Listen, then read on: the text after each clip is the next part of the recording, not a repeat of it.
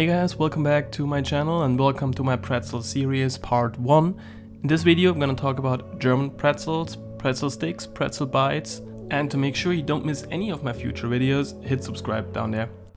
And as always, we're going to start with our dry ingredients. In this video it will be 10 grams or 2 teaspoons of sugar, 30 grams or 2 tablespoons of unsalted butter, 520 grams or 4 cups of flour, 12 grams or 2 teaspoons of salt, 7 grams or half a tablespoon of dried yeast. First we're going to start with our flour. Make sure you put it through a strainer, just to make sure there are no crumbs inside.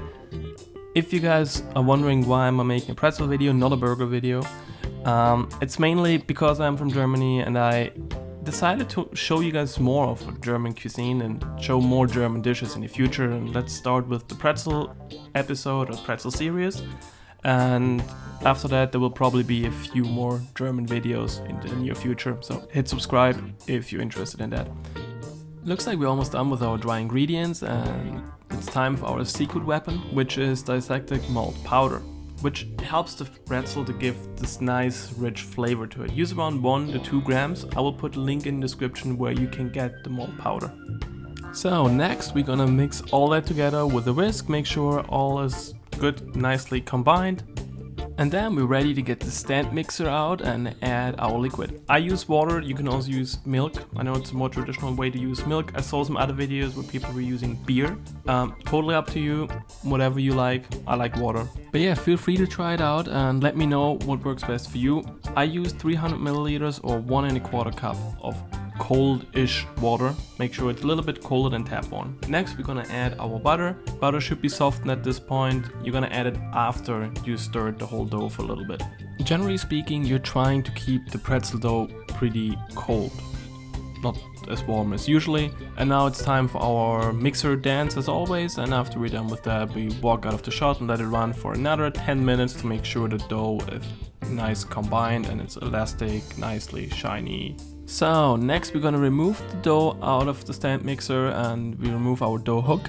Make sure you use the hook, not any other attachment to knead this dough, that wouldn't work that well. Then we're going to cover the dough with some plastic wrap and let it sit for around 15 minutes. That time will help the gluten to relax and it will be more elastic afterwards when we're ready to form our dough. Next, you're going to cover your work surface with some flour. Use less than I did here. Please, use less. That was just for some show purposes and didn't even turn out that well, but use less because it will not be that sticky as it should be. And yeah, generally speaking, use always less flour on the work surface. Then you're going to form your pretzel dough into this long torpedo-ish form and gonna cut it into 80-gram pieces. Which you can see here, around 80-85. Then you're going to repeat that step for the remaining dough. It should give you around 8 or 9 balls. Next we have to shape them into nicely formed round balls. You use the back of your hand and you move around in circular motions. As you can see in the slow-mo here, you form them by moving and pressing on the bun slowly. And when you go forward, you move it. And you want to repeat that step for all the other buns. Next we're gonna form them into small, thick torpedoes. I found out that it helps a lot if you pre-form them, if you want to form an actual pretzel afterwards. Next, you're gonna cover them and let them sit for another 20 minutes. Just leave them covered on your work surface. Next, I'm going to show you how to form the actual pretzel and how to form the bun. Here's a little teaser how they will look like. So first, we're gonna form the pretzel. So what are you going to do first? You press all the air out of the torpedo. You fold them half again, press the air out. And one more time. So then you're gonna roll it into probably 1 feet or 50 centimeter long sausage. Make sure that the middle part is thicker than the outside. The outside should be around the thickness of a pencil. And then if you want to be fancy, you lift them up like I did and just give them a little twist until they're like twisted twice. Once, twice, once. Not sure. If you want to do it the other way, do it like this. So you move both ends into the middle, make sure they're the same length. Then you're going to flip them over, exactly like this. Give it 1 twist, put them back there, like this. And then you just fold them back and gently press them down into the middle. And that's probably the easier way, but it looks less fancy. So yeah, that's how you form a pretzel. Just real quick, don't swing the pretzel. I tried several times, I failed so many times, so don't do it. Next we're going to form our pretzel bun. You also press the air out of it, and then you pretty much do the same thing as we did before. You just gently roll them with the back of your hand and make a nicely round shaped ball out of it, and that's how easy you get your pretzel ball. Bun. Next I'm going to show you how to make the pretzel sticks and the pretzel bites with like several different toppings. So for both of them you form the dough into thinner torpedoes, and you start again by pressing out the air, just as we did before. No, don't roll it, press them down, exactly.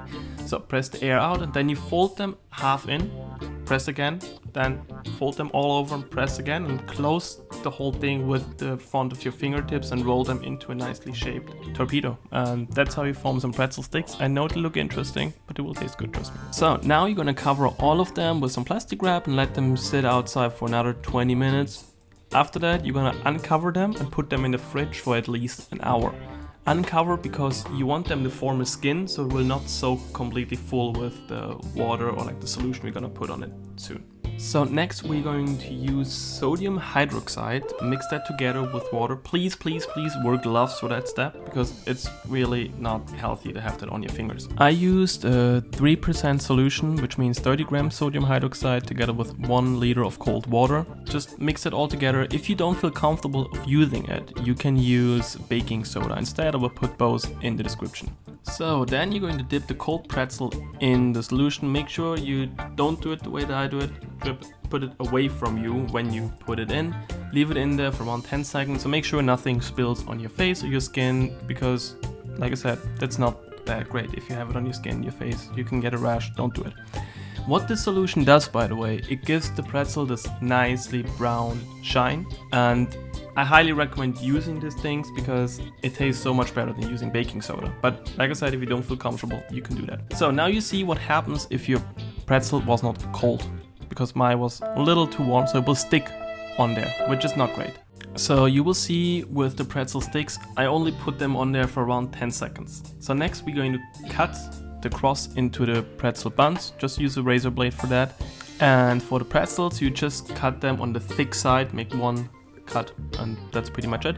Next we're going to put some rock salt or flaky salt on it. If you want, you can also use sesame seeds or anything else. So now we're back to our pretzel sticks, which are cold enough, by the way, so they're good, I can use them. Dip them in for around 10 seconds, and then I put them on the dripping tray for 10 seconds until the other one was done, and I put them back on the baking sheet. I would highly recommend doing it that way so it will not stick on there. After that, we're going to cut some small cuts into the bread sticks. Looks a little bit like a baguette, and then we're gonna sprinkle some flaky salt or rock salt on it. Now for the pretzel bites, I like to use some poppy seeds, some sesame seeds. You can also use some sunflower seeds, or you can even use cheese if you want to. You sprinkle that over it and cut them into small triangles, just the way how I did here. Just cut them all into small triangles, spread them apart a little bit, and then you put here some sunflower seeds on it, and then we're gonna place them into the oven for 15 minutes by 410 degrees Fahrenheit or 200 degrees Celsius. And finally, after all this hard work, there are our pretzel buns, pretzel sticks, pretzel bites. I really love the pretzel bites if I have friends over, and if you made it that far, thank you so much for watching this video. And as I said earlier, there will be more pretzel videos. I will make some cheddar bacon pretzels, some bagel pretzels, and I will recreate the Aunt Annie's pretzel dogs. So do me a favor, hit subscribe down there, and see you guys in my next video.